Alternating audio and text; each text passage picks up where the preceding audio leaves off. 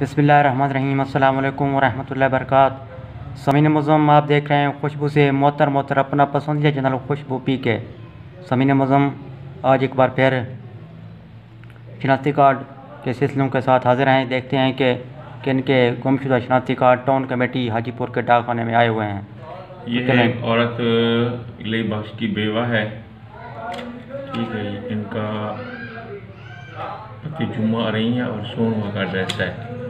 दूसरा है मंजूर अहमद खैर मोहम्मद का, ये मौला हाजीपुर के हैं, तकरीबन इनकी कास्ट में है। और इस तरीके से तीसरा है साबिर हुसैन मिठो का, ये जो है ना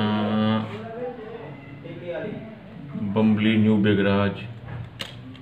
अच्छा, साबिर हुसैन मलिक हजारी का, ये नूरपुर मंजू वाला का है।